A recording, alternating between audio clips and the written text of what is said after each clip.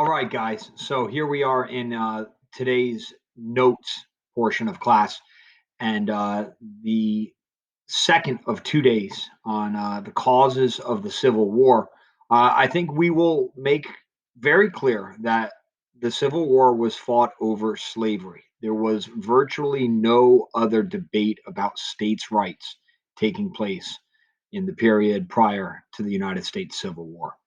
Um, so let's talk about it now, and in the sense of slavery causing the Civil War, as we get to the rise of President Abraham Lincoln, and we'll try to go through this pretty efficiently here today. Okay.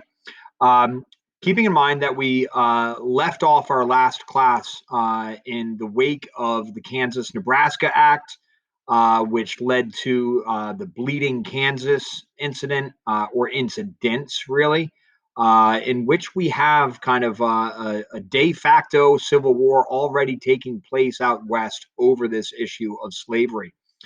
And intentions are further inflamed between those intentions from the pro-slavery folks and those intentions from the anti-slavery folks or the free soil folks when the Supreme Court issues, quite frankly, its ridiculous ruling in the Dred Scott decision that says, in essence, that the federal government has no say whatsoever on this slavery issue and leads it all to popular sovereignty.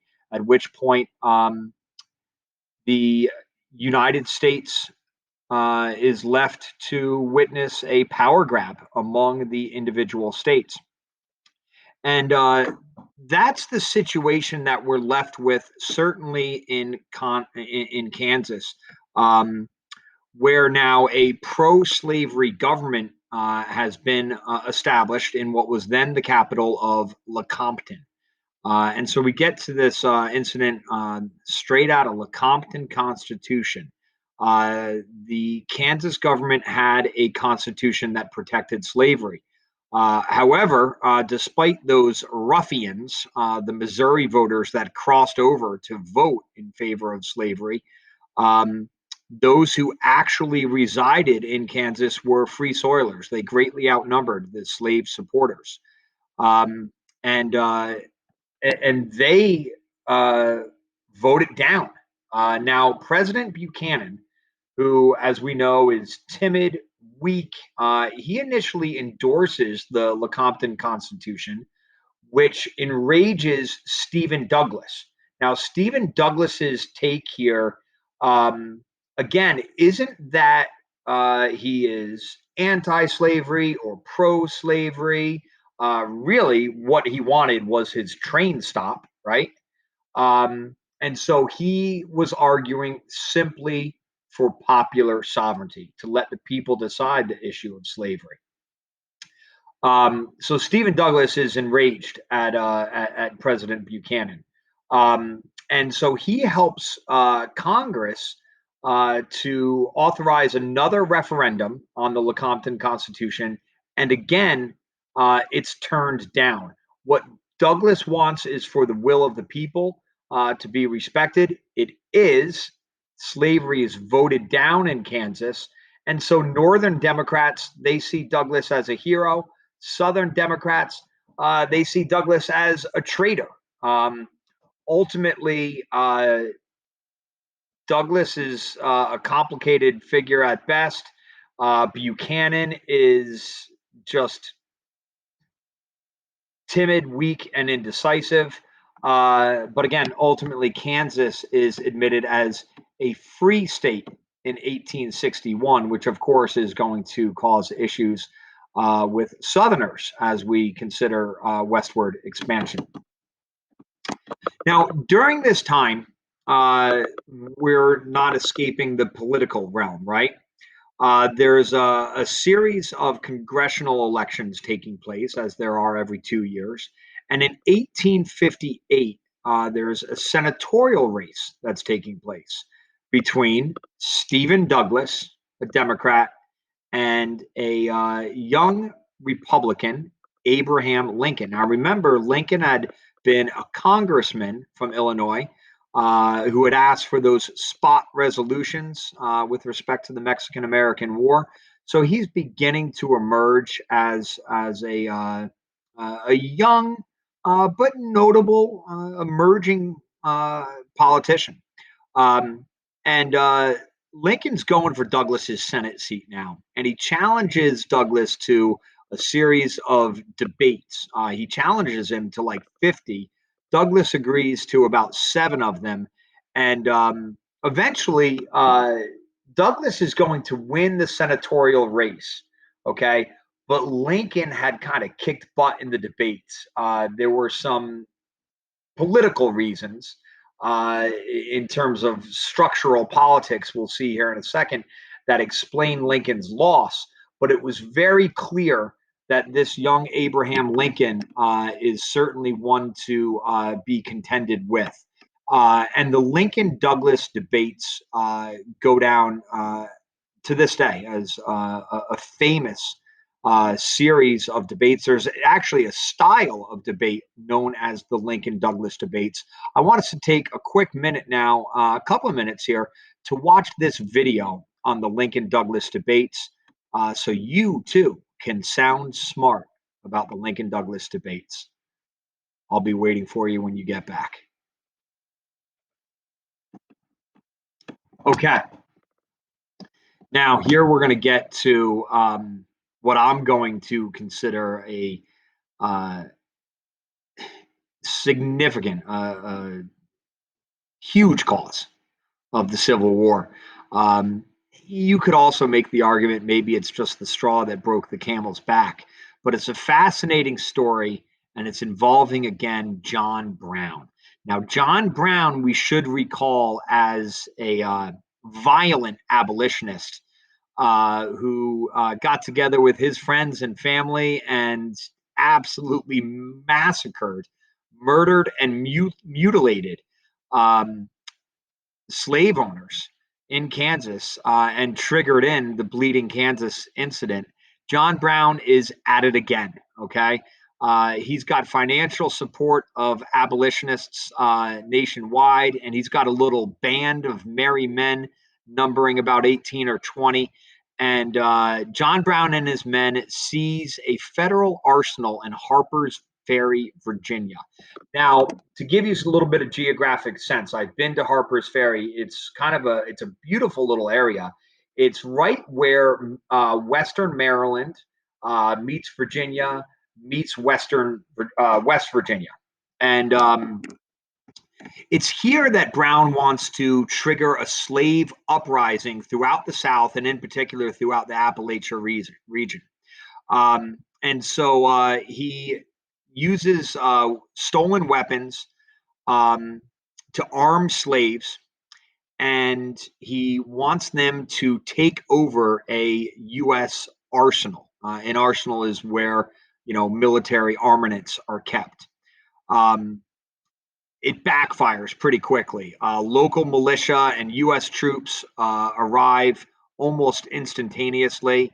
Um, Several of John Brown's men are killed. John Brown and his men had really kind of become willing to martyr themselves, but ultimately Brown surrenders.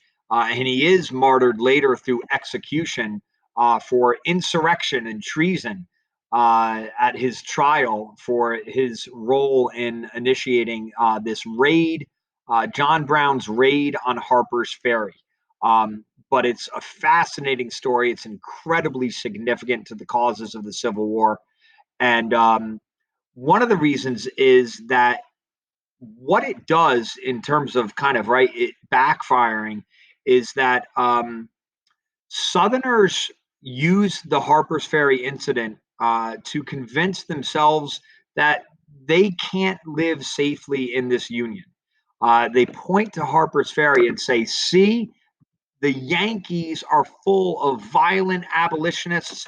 They're trying to destroy our way of life. And they also accuse the Republican Party of actually supporting this insurrection.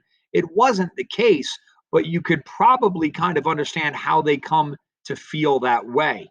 And so the reason this is so significant, right, is that it's that final incident where Southerners say, our way of life, our very way of life is being threatened with violence by the likes of John Brown, who they think are greater in number than perhaps they were even in actuality.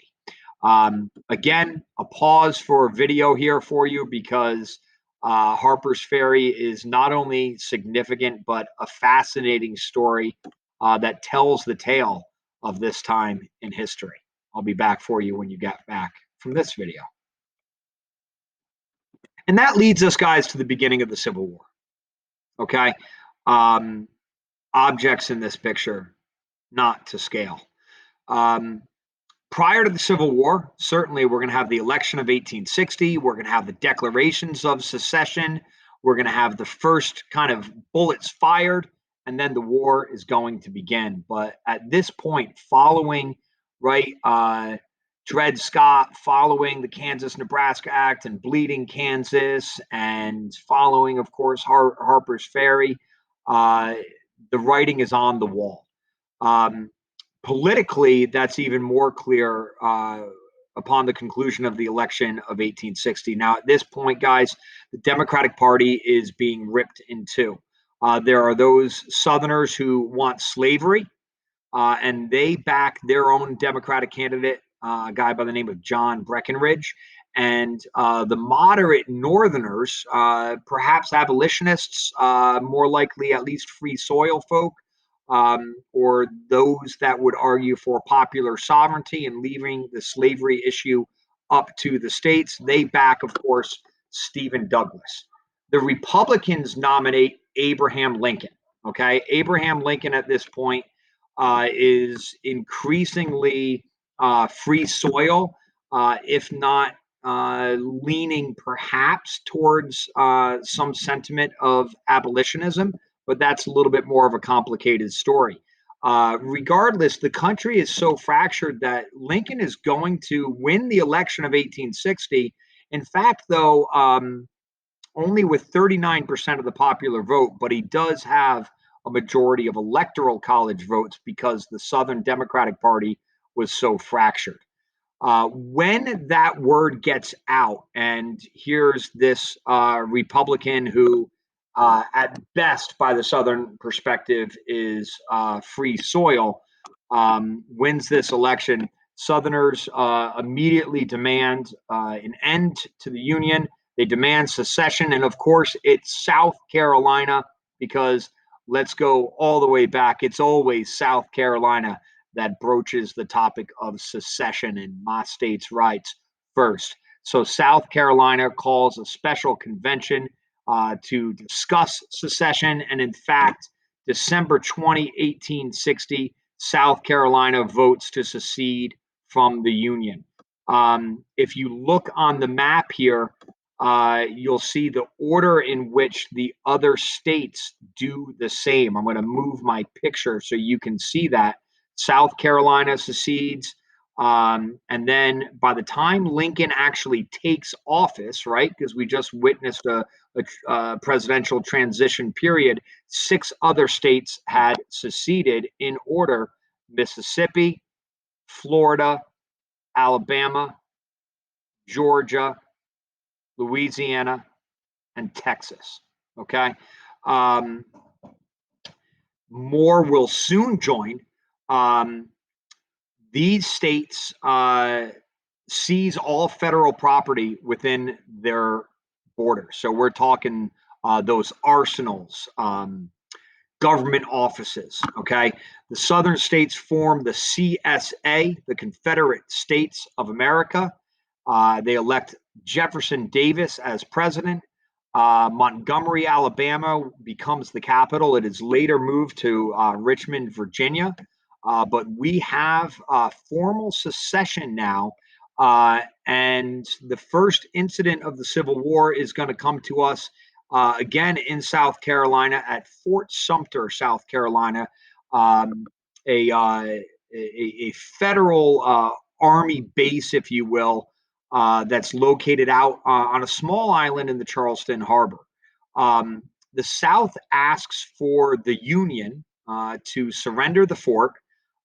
Buchanan and, of course, Lincoln refuse. And Lincoln sends a resupply ship to the fort, and the South decides to attack the ship with, and at this point, what we mean, why this starts, because now it's with physical military violence. The bullets are flying. Okay. Um, After 2 days of this battle, the fort is surrendered. The South has won the Battle of Fort Sumter, April 14, 1861. And not only is secession complete now, but we are off to the Civil War. Fort Sumter being the first real battle here. And you all can probably have an opportunity to visit Fort Sumter. It is a federal park now, um, but this is really the beginning of the Civil War. Um, this is where Lincoln now mobilizes the North. Um, he calls for a volunteer effort of 75,000 soldiers to come and join the Union Army and to fight in war against the secessionist states, these confederated states. They answer the call quickly up north, but it only provokes anger in the South, and further states declare independence. Virginia, Arkansas, Tennessee, and North Carolina all secede upon Lincoln's call for 75,000 volunteers. Their reason essentially that they refuse to fight against the South, they become okay with fighting against the North, fighting against the Union. Of course, we've got to kind of weigh some of the advantages and the disadvantages that each side has. Going all the way back, we know that in the North, there are more cities. The population, in fact, is 3 times the size of the South. They have a much more significant industrial and manufacturing system. We talked about the railroads and trains, and 3/4 of the rails are laid up north. So the North has some very significant uh, tangible assets that would serve them well, and ultimately will lead, of course, to a Northern victory. The South enjoys the fact that they're largely fighting a defensive war. They are fighting in the South, and therefore they know the terrain. They are committed to the war. They have excellent military leadership. But by this point, guys, the Civil War is off and rolling. Okay. Um, and we've got now, with the inclusion of those other states like Tennessee, North Carolina, Virginia, the battle lines are drawn. We've got a couple border states in there, Maryland and West Virginia. We've got our Union states. And we will pick up at another class with a little bit about the Civil War itself. But really keep in mind that what's most important is the causes and the consequences of wars for our APUSH curriculum. We'll get to the consequences later. We've been speaking causes of the Civil War now for the past 2 days. Now, what those causes are, I don't want to lead you too much here, but my list of, like, as I say here, the significant 7, what would really cause the Civil War, might include perhaps Uncle Tom's Cabin, which we read today. Uh, Perhaps the Compromise of 1850, which we got into, uh, you know, several classes ago by now. We covered the election of 1860 today, and that could certainly be seen as perhaps like the final triggering point. We've talked about Dred Scott, um, but if I wanted to boil this list down even further, I would certainly probably really go with the Kansas-Nebraska Act, Bleeding Kansas, and Harper's Ferry. Um, so there we have it, the causes of the U.S. Civil War. As I said, we'll talk about the war itself in probably one video recorded session to come at you later. And then, of course, we're going to focus on the consequences of the Civil War. As far as those causes are concerned, uh, let's get to work, guys, on the meme project, causes of the Civil War and memes. It's all linked on this slide. We've talked about it earlier in class, and I hope you enjoy it. I hope you have an opportunity to see how this is valuable, not just for having some fun, but also for preparing for an LEQ to identify and evaluate the three most important specific primary causes of the U.S. Civil War. That is all we got for the day today. Thanks a lot, guys. Take care.